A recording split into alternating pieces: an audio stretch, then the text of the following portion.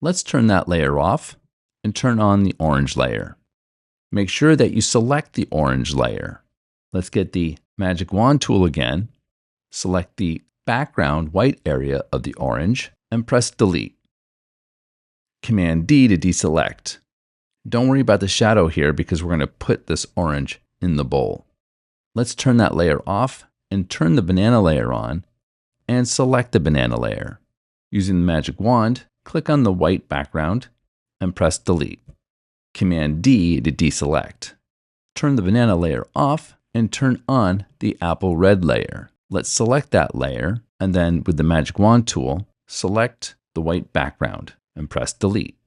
Command D to deselect. Turn that layer off and turn on the apple green layer. Click on the apple green layer. Using the Magic Wand tool, click the background in the white area and press Delete. Command D to deselect. Now we have all of our fruit without their backgrounds and the action figure without the background.